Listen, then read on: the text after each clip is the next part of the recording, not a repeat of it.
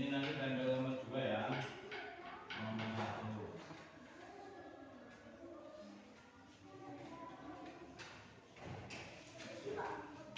Ini nomor 2. Ini nomor 2 ini nomor 2 ini nomor 2.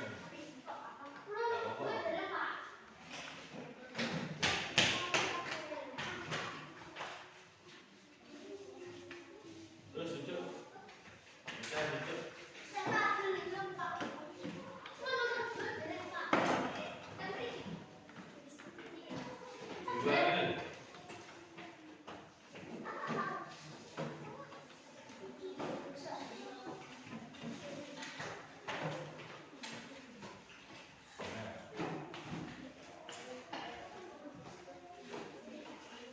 Dan kesimpulannya sekarang apa sebelum nomor 1 gimana siapa ngadewe harus memakai seragam olahraga lengkap, memakai seragam olahraga lengkap. Ini peraturan nomor 1 atau kesepakatan nomor 1. Nomor 2 ilmu berlatih biada pelajaran tetap berlatih bilaji. Assalamualaikum warahmatullahi wabarakatuh. Selamat pagi dan salam sejahtera untuk kita semua. Pertama, marilah kita panjatkan puji syukur kehadirat Allah Subhanahu wa taala yang mana pada kesempatan pagi hari ini kita dapat berkumpul bersama dalam rangka diseminasi budaya positif UPT SDN Projo 1 Kecamatan Selopuro Kabupaten Blitar. Kepada yang terhormat Bapak Kepala Sekolah UPT SD Negeri Projo 1, yang saya hormati CGP Angkatan 9 Kabupaten Blitar, dan Bapak Ibu Guru UPT SDN Projo 1. Puji syukur kita haturkan kepada Allah Subhanahu wa taala yang mana pada kesempatan ini kita dapat bersama di sini dengan keadaan sehat walafiat.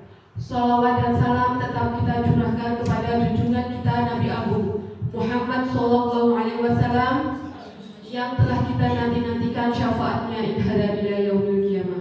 Amin.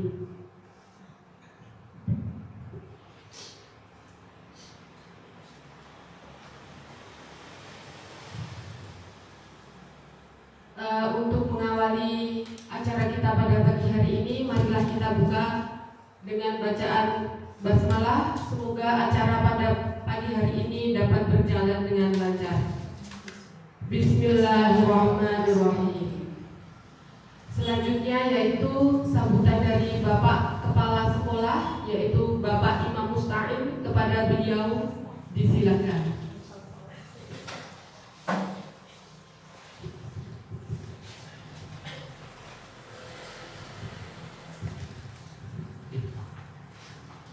Bismillahirrahmanirrahim. Assalamualaikum warahmatullahi wabarakatuh. Yang saya hormati Bapak Ibu Guru dari UPT SD Negeri Projo 1 dan juga rekan-rekan CGP Angkatan 9 yang hebat, yang luar biasa dari UPT SD Negeri Projo 1. Alhamdulillah pagi ini kita dapat berkumpul di ruangan ini dalam rangka diseminasi budaya positif, yang mana diseminasi ini adalah implementasi dari pendidikan guru penggerak angkatan 9 pada modul 1.4 ini. Nah, itu memang di situ ada beberapa budaya positif yang mereka pelajari dan perlu disampaikan ke kita semua. Jadi apa tahu budaya positif itu? Nah, baik, nanti akan kita dengarkan paparan dari rekan-rekan CGP tentang implementasi budaya positif di lembaga kita, seperti itu. Bapak Ibu yang saya hormati, tentang budaya positif ini nanti mohon didengarkan, dipahami, dan nanti jika ada yang kemungkinan belum memahami, tolong ditanyakan. Kenapa kalau seperti itu? Supaya nanti kita benar-benar bisa menerapkan budaya positif yang ada di lembaga kita. Jadi budaya positif itu nggak usah dikongkon, itu nanti bisa akan merasuk ke dalam jiwa warga sekolah. Bukan hanya siswa tapi juga Bapak Ibu guru, kepala sekolah, penjaga, dan lain-lain, semua warga sekolah. Bapak Ibu yang saya hormati, ini nanti untuk diseminasi budaya positif akan disampaikan oleh rekan-rekan CGP Angkatan 9. Monggo sampaikan, diseminasikan apa yang panjenengan pelajari di PGP 9. Semoga ini nanti bisa menambah pengetahuan kita, wawasan kita, membuat lembaga kita bisa tambah maju, tambah jaya, seperti itu. Itu saja yang bisa saya sampaikan. Tetap semangat untuk teman-teman CGP Angkatan 9. Ini masih 1.4, nanti ada 2 modul lagi yang perlu diselesaikan. Dan untuk teman-teman yang belum, monggo, ini sedang terbuka untuk pendaftaran Angkatan 11. Silakan nanti segera mendaftar. Dari saya cukup, ada kurang lebihnya saya mohon maaf. Saya akhiri. Assalamualaikum warahmatullahi wabarakatuh.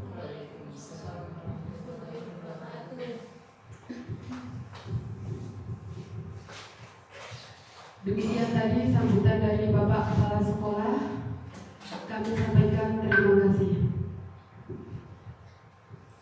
Acara selanjutnya yaitu diseminasi atau acara inti dari kegiatan ini. Untuk itu waktu dan tempat saya persilakan kepada CGP Angkatan 9. Monggo silakan.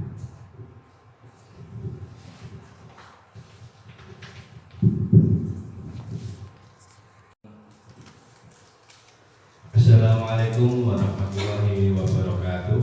Waalaikumsalam warahmatullahi wabarakatuh. Yang kami hormati Bapak Kepala Sekolah UPT SDN Rojo 1, yang kami hormati rekan-rekan Bapak Ibu guru UPT SDN Rojo 1. Pada kesempatan pagi hari ini kita dalam acara diseminasi budaya positif. Di sini nanti kami akan mencoba memaparkan apa itu budaya positif. Namun sebelumnya Bapak Ibu, kita di sini belajar bersama, kita belajar bersama-sama. Diseminasi budaya positif di lingkungan UPT SDN Negeri Mojo 1. Apa itu budaya positif, Bapak Ibu?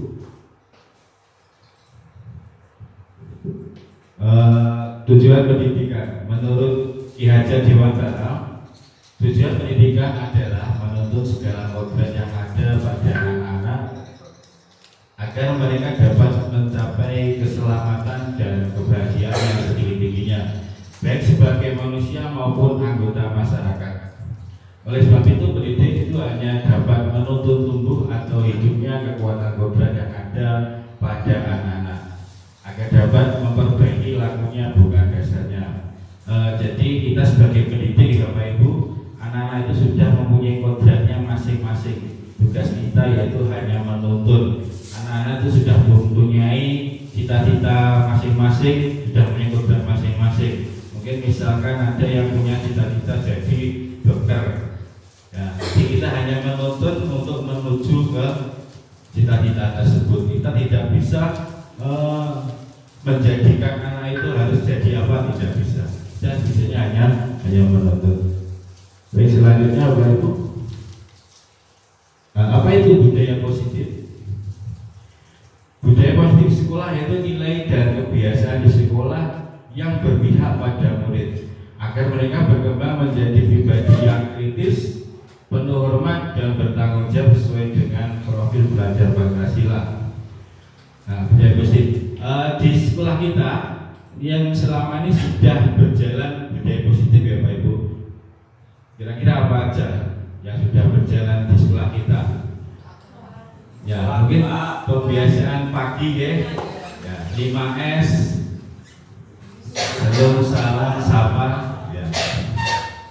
Itu kebiasaan atau budaya positif. Dan selanjutnya sholat duha itu juga budaya positif, atau senam pagi dan lain sebagainya. Itu adalah budaya positif Bapak Ibu. Baik, selanjutnya konsep utama budaya positif. Jadi budaya positif itu konsepnya ada 7 ya Bu. Nanti akan kita bahas satu-satu. Yang pertama itu perubahan paradigma belajar. Yang kedua disiplin positif. Yang ketiga kebutuhan dasar manusia. Yang keempat motivasi perilaku manusia. Yang kelima restitusi posisi kontrol guru. 6 keyakinan kelas dan 7 terakhir segitiga restitusi. Jadi ada 7 konsep budaya positif. Nah, yang pertama perubahan paradigma belajar. Dalam membangun budaya positif, sekolah dapat menyediakan lingkungan yang positif juga, aman, nyaman agar siswa mampu berpikir, bertindak dan mencipta dengan merdeka, mandiri dan bertanggung jawab. Disiplin sangat berkaitan dengan kontrol guru terhadap siswa. Itu yang harus kita berubah, yaitu paradigma belajar dulu ya Pak Ibu. Nah ini ada perumpamaan, misalkan kita memegang sesuatu, menggenggam sesuatu, ya. Coba ini mengepal salah satu tangan. Bayangkan bahwa kepala ini adalah sesuatu yang berharga. Yang sesuatu yang berharga harus kita jaga. Terus temannya atau rekannya itu mengintimidasi, membujuk untuk membuka ini kepala ini. Ya, ini adalah kontrol kita. Ini bahwasanya perumahan kontrol kita. Yang mengontrol adalah diri kita sendiri. Jadi seumpama kita kena bujuk untuk membuka, berarti kita yang mengontrol, maksudnya seperti itu. Baik, selanjutnya Bapak Ibu. Nah, perubahan paradigma belajar atau teori kontrol, ilusi kontrol, Dr. William Glasser. Ilusi guru mengontrol murid, ilusi bahwa semua penguatan positif efektif dan bermanfaat, ilusi bahwa kritik dan membuat orang merasa bersalah dapat menguatkan karakter, ilusi bahwa orang dewasa memilih untuk memaksa. Ini adalah dari posisi kontrol ya Bapak Ibu yang harus kita kendalikan sendiri. Yang kedua, disiplin positif. Apa makna disiplin Bapak Ibu?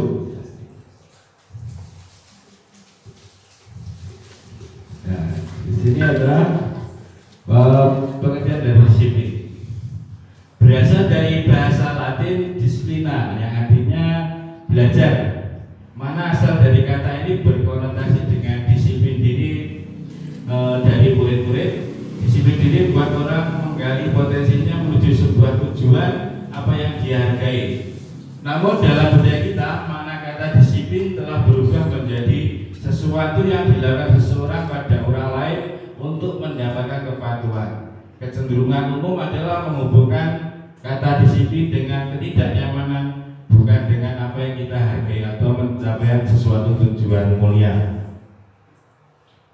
Disiplin adalah kemampuan memerintah diri sendiri dalam mengontrol dan menguasai diri untuk memilih tindakan yang mengacu pada nilai-nilai yang kita hargai dengan penuh tanggung jawab tanpa terperintah orang lain. Nilai-nilai yang kita hargai adalah nilai kebajikan, sifat positif manusia yang merupakan tujuan mulia yang ingin dicapai setiap individu, yaitu nilai-nilai dalam profil belajar Pancasila. Itu pengertian disiplin ya Bapak Ibu. Konsep yang ketiga yaitu kebutuhan dasar manusia. Jadi setiap manusia itu punya kebutuhan dasar, itu ada 5: penguasaan, kasih sayang, dan rasa diterima, kesenangan, kebebasan bertahan hidup. Di realita kebutuhan setiap orang berbeda ya. Dari 5 ini harus bisa memahami pandangan lain tentang dunia. Setiap orang memiliki gambaran yang berbeda. Nanti ada contoh di sini ya Bapak Ibu. Contoh sebuah kasus. Nah ini kasus 1. Ibu Afifah, guru kelas 6 di SD Projo 1, sedang bingung menghadapi olah salah satu murid di kelas bernama Saka. Ini contoh kasus ya Bapak Ibu. Beberapa anak telah datang dan mengeluhkan Saka yang seringkali meminta bekal makan siang mereka dengan paksa. Jika Anda menghadapi situasi seperti Bu Afifah, apa yang akan Anda lakukan? Menurut Anda kira-kira apa alasan Saka melakukan hal itu? Nah ini dalam konteks penerapan disiplin positif, Bu Afifah sebaiknya mencari tahu alasan Saka melakukan tindakan tersebut agar mengetahui kebutuhan mana yang sedang berusaha dipenuhi oleh Saka. Yang pertama, Saka lapar dan orangnya tidak bawa bekal makan siang, itu berarti bertahan hidup. Ya, kebutuhan manusia ini ada 5 tadi, bertahan hidup yang pertama. Yang kedua, teman Saka jadi perhatian Saka, itu kasih sayang dan rasa diterima. Yang ketiga, dia merasa hebat karena temannya jadi takut. Diminta makanan seenaknya, itu tadi takut, itu adalah power. Yang keempat, Saka merasa bosan dengan bekal yang dibawakan orang tuanya karena selalu bekal yang sama, itu adalah kebebasan. Yang kelima, Saka hanya iseng dan dia menikmati ekspresi wajah temannya yang kesal. Nah, itu adalah kesenangan.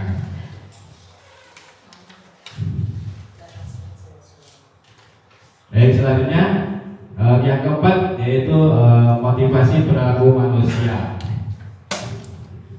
Motivasi ada ini yang pertama eksternal untuk menghindari ketidaknyamanan atau hukuman. Motivasi eksternal untuk mendapatkan imbalan dari orang lain. Motivasi internal untuk menghargai diri sendiri. Hukuman dan sanksi atau konsekuensi. Nah ini ada contoh soal gitu Bapak Ibu. Silakan ini ditemani dulu. Iva kurang menguasai pelajaran matematika sehingga pada saat pelajaran tersebut berlangsung dia lebih banyak berdiam diri atau menggambar buku pelajarannya. Pada saat guru matematikanya Pak Seno menanyakan pertanyaan, Iva menjadi gugup dan tak sengaja menjatuhkan tasnya dari kursi serta tiba-tiba menjadi gagap pada saat berupaya menjawab. Seluruh kelas pun tertawa melihat perilaku Iva yang bicara tergagap dan terkejut tersebut. Pak Seno pada saat itu membiarkan teman-teman Iva menertawakan Iva yang tergagap dan malu luar biasa, dan malahan minta Iva untuk maju ke depan dan berdiri di depan kelas sambil menunjuk hidungnya karena tidak bisa menjawab pertanyaan Pak Seno. Kelas makin gaduh dan anak pun tertawa melihat Iva di depan kelas memegang ujung hidungnya. Nah ini yang pertama. Apakah Anda setuju dengan tindakan Pak Seno terhadap Iva? Kalau setuju, mengapa? Yang kedua, menurut Anda tindakan Pak tersebut adalah sebuah hukuman atau konsekuensi? Mengapa? Nah, di sini kita belajar dan itu membedakan antara hukuman dan konsekuensi, Bapak Ibu, terhadap anak-anak kita yang selama ini yang sudah kita terapkan rumah didik itu. Ini ada contoh. Ya, itu gagal hukuman, konsekuensi, retribusi. Nah, kita berlatih ini Bapak Ibu. Yang pertama, lari mengelilingi lapangan basket 2 kali karena terlambat di sekolah. Ini adalah hukuman atau konsekuensi? Ya, hukuman. Yang kedua, membersihkan coretan yang dibuatnya di meja tulis. Konsekuensi. Yang ketiga, murid diminta untuk push up 15 kali. Kalian bukan basket. Ya, menggantikan kertas tugas teman yang telah dicoret-coret. Konsekuensi. Ya, karena sudah mencoret punya temannya untuk mengganti, itu namanya konsekuensi. Ya. Berjemur di lapangan basket pukul 12 siang karena mengobrol dengan teman. Nah, murid diminta telanjang kaki sepanjang hari karena tidak menggunakan sepatu warna hitam sesuai peraturan sekolah. Bukan apa sih?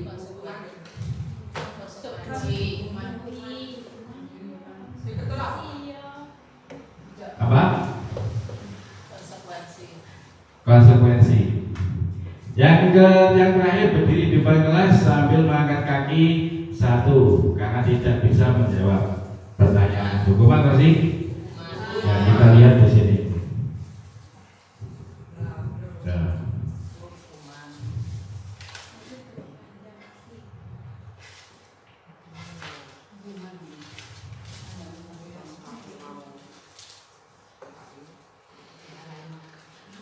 Nah, ini Bapak Ibu ya, perbedaan antara hukuman dan konsekuensi. Yang kelima, lanjut kelima. Di sini ada restitusi atau posisi kontrol guru. Jadi posisi kontrol guru itu ada 5: guru sebagai penghukum, guru sebagai pembuat atau merasa bersalah, guru sebagai teman, guru sebagai pemantau, dan terakhir guru sebagai manajer. Nanti kita lihat kira-kira Bapak Ibu selama ini sebagai apa posisinya. Di sini nanti kita akan menyimak sebuah video. Nanti apa yang sebagai penghukum itu seperti apa, merasa bersalah itu seperti apa, dan sebagainya.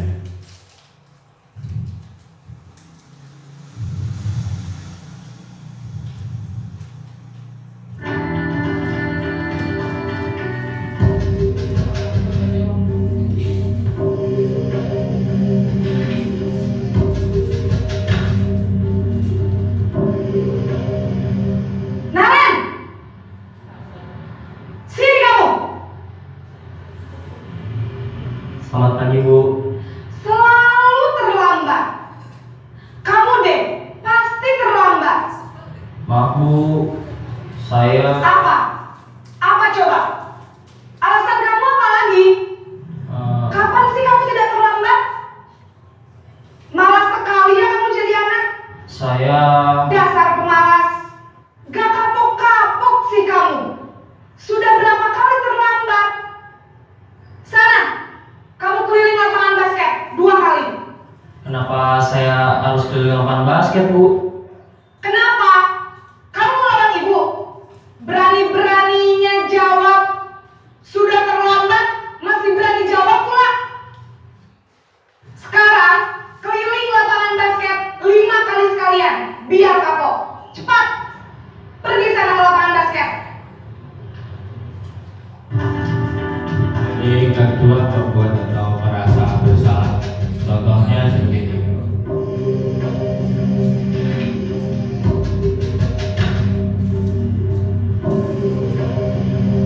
Naren!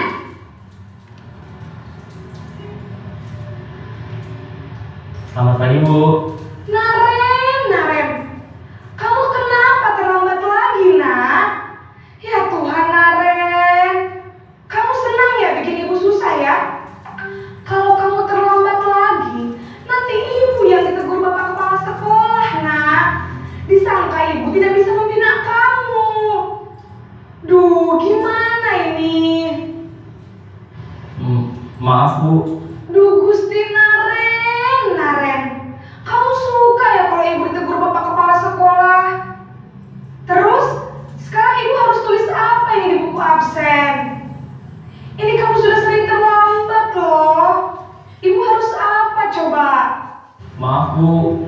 Maaf sekali. Ya sudah, lain kali jangan bikin ibu susah lagi ya, nak ya. Ibu tidak akan kuat lagi kalau kamu begini terus.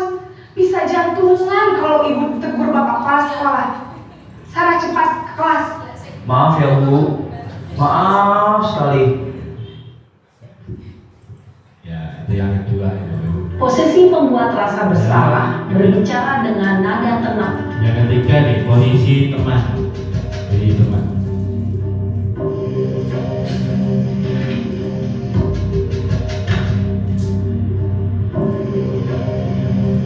Naren!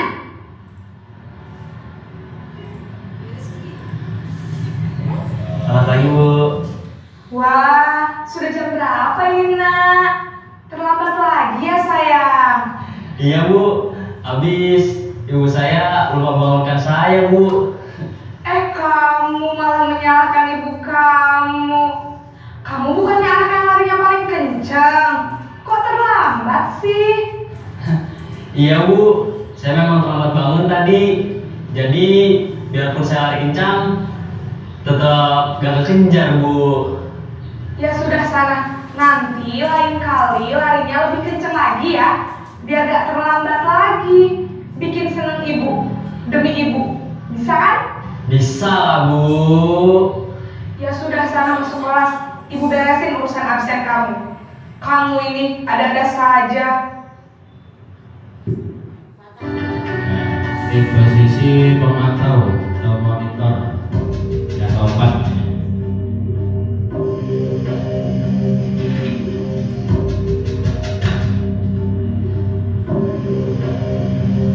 Naren!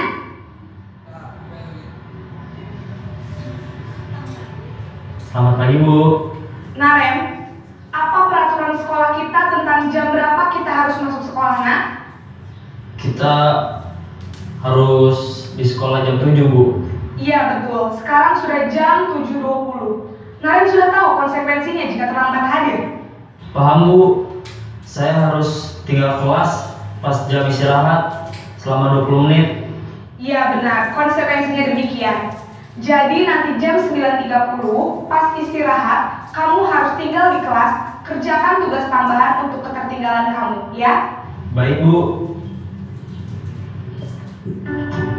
Ya, yang terakhir, yang 5 posisi manajer.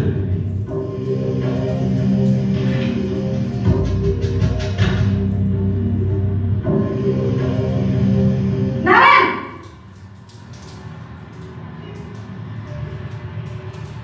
Selamat pagi, Bu. Selamat pagi, Naren. Maaf, Bu. Saya terlambat. Iya, sekolah masuknya jam 7, sekarang sudah jam 7.20. Jadi sekarang bagaimana ini, Naren? Maaf, Bu. Saya lupa setel alarm saya semalam. Baiklah, menurut kamu, keyakinan sekolah yang mana yang perlu kamu tingkatkan? Menghargai diri sendiri dan orang lain mungkin, ya, Bu. Setuju. Jadi, apakah Naren meyakini prinsip saling menghormati tersebut? Iya, Bu. Saya meyakininya. Apakah Naren bersedia memperbaiki masalah keterlambatan ini? Bersedia, Bu. Bagaimana kamu akan perbaiki masalah keterlambatan ini? Saya akan coba untuk tidak lupa menyetel alarm saya, Bu. Baik, kalau Naren lupa menyetel alarm di rumah, ada orang yang kira-kira bisa bantu mengingatkan tidak? Ada, Bu.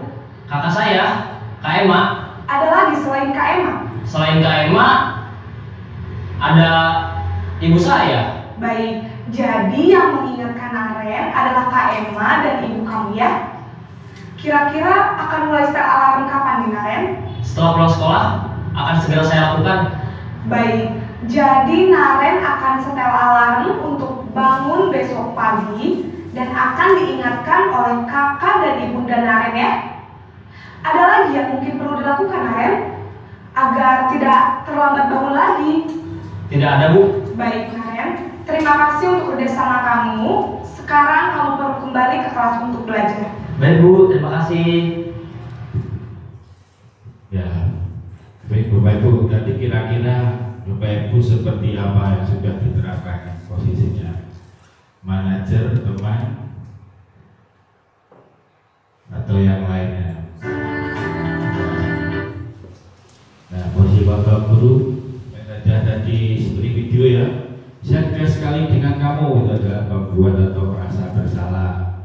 Kamu tidak pernah benar melakukannya sebagai Bapak Guru. Ayolah lakukan demi Bapak Ibu itu sebagai teman. Nah, jadi seperti bahasa seperti ini yang sebagai posisi kontrol kita, guru. Jadi yang keenam yaitu kita masuk pada keyakinan kelas, Bapak Ibu. Keyakinan kelas adalah nilai-nilai kebajikan atau prinsip-prinsip universal yang disepakati bersama secara universal, lepas dari perbedaan agama, suku, negara, dan bahasa. Menurut Gossen 1998, suatu keyakinan akan lebih memotivasi seseorang dari dalam insting seseorang akan lebih bersemangat untuk menjalankan keyakinan daripada hanya sekedar mengikuti peraturan. Jadi keyakinan kelas dengan peraturan kelas itu berbeda apa sama, Pak Ibu? bedanya ada di sini. Keyakinan kelas dan beratang kelas adalah dua konsep yang berbeda dalam konteks pendidikan. Berikut adalah perbedaannya. Yang pertama, keyakinan kelas. Yang kelas mengacu pada nilai-nilai, norma-norma, dan prinsip-prinsip yang dianut oleh kelompok atau komunitas kelas. Keyakinan kelas ini bisa mencakup nilai-nilai seperti kerjasama, persaudaraan, kejujuran, dan rasa hormat satu sama lain. Yang kelas seringkali mendengar budaya karakteristik unik dari dari kelompok siswa dalam sebuah kelas. Keyakinan kelas dapat menjadi panduan moral dan etika bagi siswa dalam berinteraksi satu sama lain dan dengan guru. Yang kedua, peraturan kelas.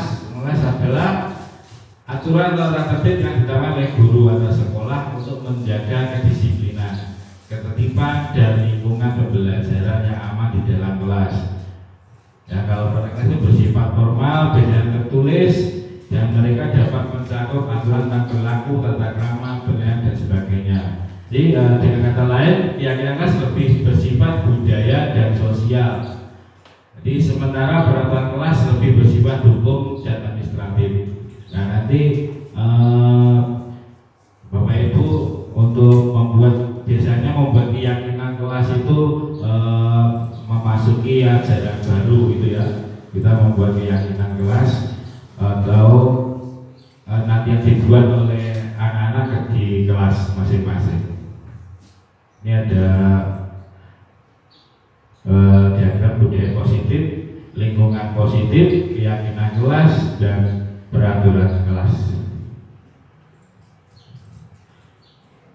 Kalau peraturan selalu kembalikan buku ke tempatnya, ini contohnya Bapak Ibu ya. Kalau untuk keyakinan itu ada sebuah tanggung jawab. Dilarang mengganggu orang lain, itu menghormati orang lain dan diri sendiri.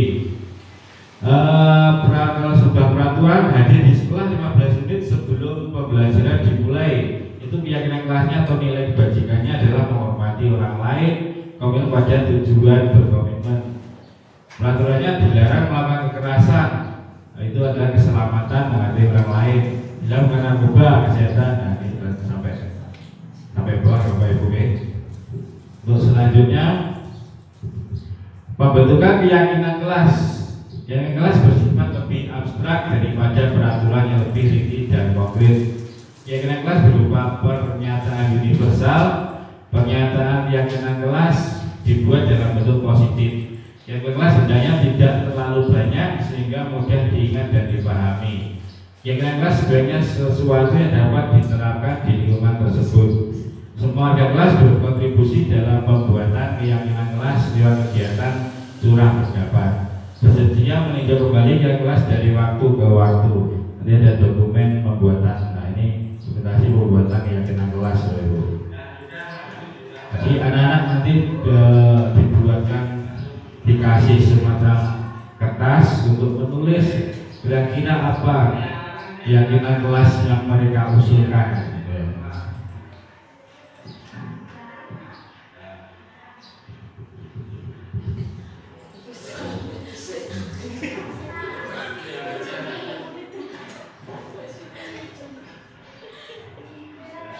Nah, ini contoh dokumentasi pembuatan. Baik Bapak Ibu, yang ketujuh yaitu segitiga restitusi. Apa itu segitiga restitusi? Proses menjaga kondisi bagi murid untuk memperbaiki kesalahan mereka, sehingga mereka bisa kembali pada kelompok mereka dengan karakter yang lebih kuat. Melalui restitusi, guru dapat satu, membantu murid jadi lebih memiliki tujuan, disiplin positif, serta memulihkan dirinya setelah berbuat salah. Yang kedua yaitu membantu murid untuk jujur pada diri sendiri dan mengevaluasi dampak dari kesalahan yang dilakukan. Yang ketiga itu memberikan penawaran atau bukan paksaan. Ini ketiga restitusi. Ya, ini di yang pertama, validasi tindakan yang salah, menanyakan keyakinan, dan menstabilkan identitas. Di validasi tindakan itu ada, kamu tentu punya alasan melakukan itu. Adakah cara yang lebih efektif untuk mendapatkan apa yang kamu butuhkan? kelas apa yang telah kita sepakati, kami menjadi orang yang seperti apa, gitu, tanya dulu ya. Yang ini yang terakhir itu menstabilkan identitas yang penting. Jadi setiap orang pasti pernah melakukan kesalahan. Kamu bukan satu-satunya kok yang melakukan ini. Jadi seperti itu ya, menstabilkan identitas. Tahapan-tahapan segitiga restitusi. Ya, tidak berintegritas, stabilkan identitas. Ini contoh-contohnya berbuat salah itu tidak apa-apa, tidak ada manusia yang sempurna di seperti itu. Contohnya seperti itu, apa itu? Menanyakan keyakinan kelas, mengenai umum yang telah disepakati. Nah, ini contohnya yaitu contoh yang sudah saya terapkan untuk segitiga restitusi. Ini ada salah satu siswa pada mapel PJOK yang tidak memakai seragam olahraga lengkap, yaitu cuma pakai kaos olahraga saja, tidak menggunakan training. Jadi di situ kita ungkap satu-satu kenapa alasannya. Nah, itu tidak memakai training.